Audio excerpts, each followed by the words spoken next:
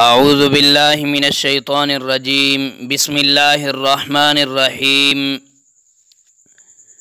مسائل روزہ یعنی کن چیزوں سے روزہ ٹوٹ جاتا ہے اور کن چیزوں سے روزہ باقی رہتا ہے۔ مسئلہ نمبر 1، سحری کھا کر روزہ رکھنا اور سحری میں تاخیر کرنا اور افطار میں جلدی کرنا مستحب ہے۔ بغیر سحری کے روزہ تو ہو جاتا ہے لیکن بلا عذر سحری چھوڑنا خلاف سنت ہے۔ حقہ سے افطار کرنا۔ مسئلہ نمبر 2، حقہ، بیڑی، پان وغیرہ سے روزہ افطار کرے گا تو افطار صحیح ہو جاتا ہے لیکن بہتر نہیں ہے۔ غیر مسلم کی افطاری۔ مسئلہ نمبر 3، غیر مسلم کی افطاری سے افطار کرنا جائز اور درست ہے۔ رمضان المبارک میں مغرب کی جماعت۔ مسئلہ نمبر 4، رمضان میں مغرب کی اذان کے بعد جماعت میں اتنی تاخیر بہتر ہے کہ اطمینان کے ساتھ روزہ دار کھا پی کر جماعت میں شرکت کر سکے، لہذا اذان کے بعد 10-12 منٹ تاخیر افضل ہے۔ غیر رمضان میں یہ حکم نہیں ہے۔ رمضان میں فجر کی جماعت۔ مسئلہ نمبر 5، رمضان المبارک میں فجر کی نماز اول وقت میں پڑھنے میں کوئی حرج نہیں ہے، اس لیے کہ اول وقت میں زیادہ لوگ جماعت میں شرکت کرتے ہیں اور اگر خوب چاندنا ہونے کے بعد پڑھی جائے تو بہت سوں کی جماعت چھوٹ جاتی ہے۔ روزہ میں انجیکشن۔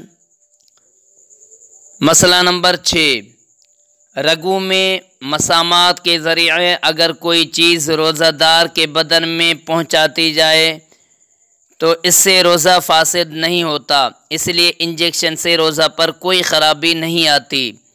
روزہ میں گلوکوز۔ مسئلہ نمبر 7، روزہ میں انجیکشن کی طرح گلوکوز چڑھانے سے بھی روزہ فاسد نہیں ہوتا۔ بواسیری مسے پر دوا لگانا۔ مسئلہ نمبر 8، بحالت صوم بواسیر کے ان مسوں پر دوا لگانا جائز ہے جو باہر نکل آتے ہیں اور اس سے روزہ فاسد نہیں ہوتا، لیکن کسی آلہ کے ذریعے اندر داخل کرنا جائز نہیں ہے بلکہ صرف باہر کے مسوں پر لگانا جائز ہے۔ کان میں تیل یا دوا ڈالنا۔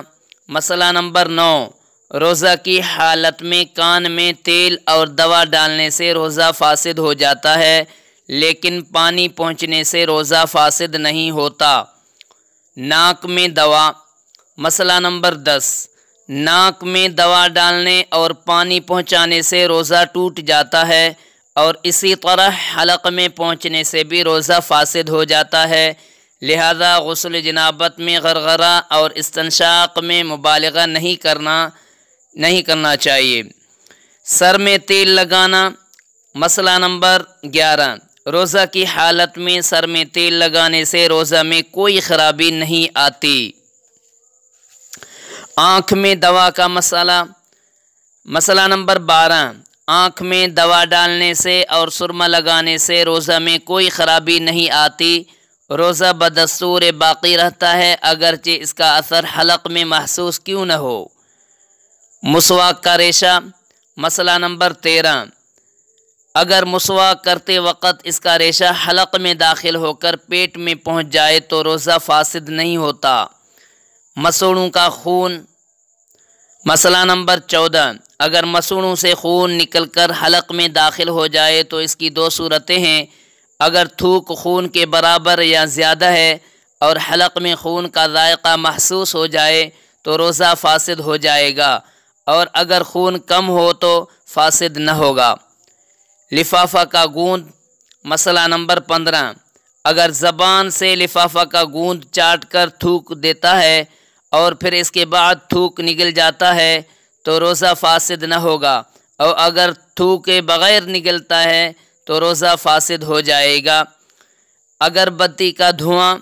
مسئلہ نمبر 16، اگر بتی اور لوبان وغیرہ جلا کر اگر اپنے پاس رکھ کر سونگھتا ہے تو اس سے روزہ فاسد ہو جاتا ہے، لیکن اگر بالقصد سونگھتا نہیں بلکہ بلا اختیار داخل ہو جائے تو روزہ فاسد نہ ہوگا، لہذا جمعہ وغیرہ میں مساجد میں رمضان کے موقع پر اگر بتی وغیرہ جلانے سے احتراز کرنا بہتر ہے۔ حقہ بیڑی کا دھواں۔ مسئلہ نمبر 17، روزہ کی حالت میں حقہ اور بیڑی پینے سے روزہ فاسد ہو جاتا ہے، قضا لازم ہے، کفارہ نہیں۔ منہ میں دوا رکھنا۔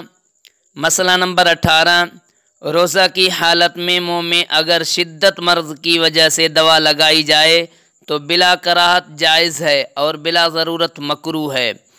روزہ میں منجن۔ مسئلہ نمبر 19، روزہ میں منجن، ٹوتھ پیسٹ، دنداسہ وغیرہ لگانا مکروہ ہے اور ان سے احتراز کرنا چاہیے۔ روزہ میں خون نکلوانا۔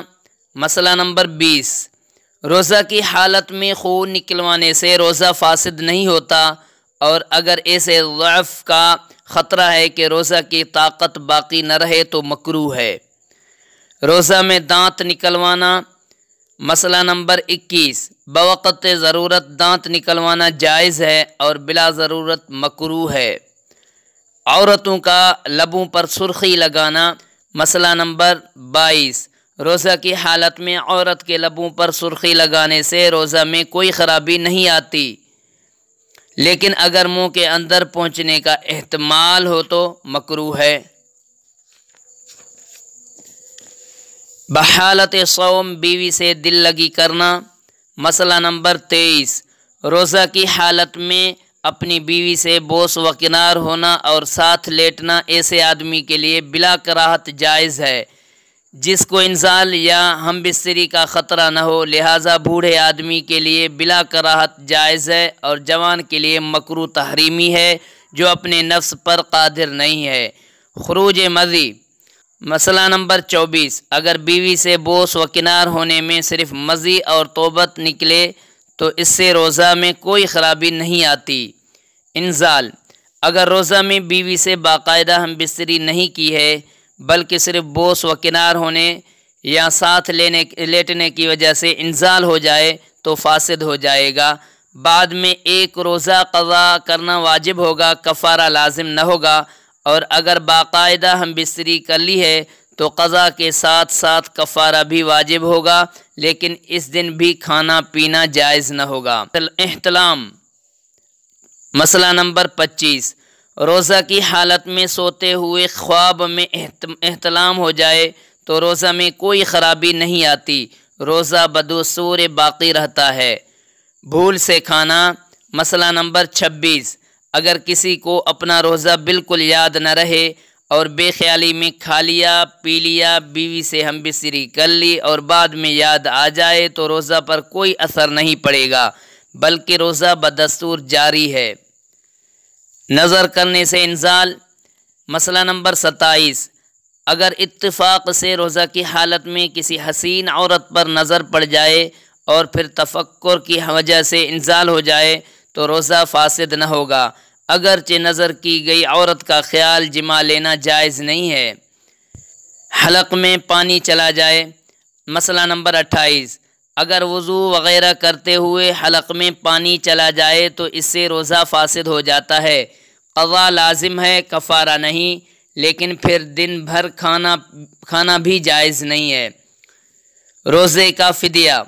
مسئلہ نمبر 29، شیخ فانی یعنی اگر کوئی شخص بالکل بوڑھا اور ضعیف ہو جائے اور روزہ رکھنے کی قوت نہ ہو تو ضعیف کے لیے روزوں کا فدیہ ادا کرنا جائز ہے۔ حاملہ اور کمزور عورت کا فدیہ۔ مسئلہ نمبر 30، حاملہ، کمزور عورت یا مریض کے لیے روزوں کا فدیہ دینا کافی نہیں ہے، اور اگر فدیہ دے دیا تو صحت یابی کے بعد دوبارہ رکھنا لازم ہوگا۔ مسئلہ نمبر 31، فدیہ کی مقدار یہ ہے کہ ہر ایک روزہ کے عوض میں ایک صدقہ فطر یا اس کی قیمت فقراء کو دی جائے، اور ایک صدقہ فطر کی مقدار نصف صاع گیہوں سے جو موجود اوزان کے حساب سے 74 گرام یعنی 640 ملی گرام ہے۔ اس کی تفصیل صدقہ فطر کی بحث میں دیکھ لی جائے۔ مسئلہ نمبر 32، ایک روزہ کا فدیہ متعدد مساکین کو دے سکتے ہیں اور اسی طرح ایک مسکین کو متعدد روزوں کا فدیہ دینا بھی جائز ہے۔ مسئلہ نمبر 33، روزہ میں بھول و نسیان معاف ہے، نماز و حج میں نہیں۔ روزہ میں بھولے سے کھا لیا جائے یا مفسد صوم عمل کیا جائے تو معاف ہے اور روزہ صحیح ہو جاتا ہے، لیکن نماز اور حج میں معاف نہیں۔ بھول کر کھانے پینے اور جماع کرنے والے کا روزہ نہ ٹوٹنے کی وجہ۔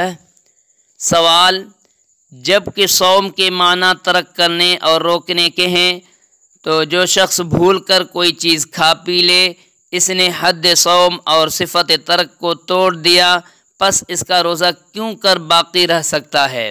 جواب، اگر روزہ دار بھول کر کسی چیز ناقص صوم کا استعمال کرے تو بھی امساک و ترک شرعی اس کے حق میں موجود ہے، کیونکہ شارع نے اس کے فعل کو اپنی طرف منسوب کیا ہے۔ چنانچہ فرمایا ان اللہ اطعمہ وسقاہ، یعنی خدا تعالیٰ نے اس کو کھلایا اور پلایا، پس اس میں بندہ کا فعل حکماً معدوم ہوتا ہے، اگرچہ حسن وہ کھانے والا ہوتا ہے تو، اور امساک جس کے معنی صوم یعنی روزہ کے ہیں اور حکمی طور پر اسی طرح موجود ہے۔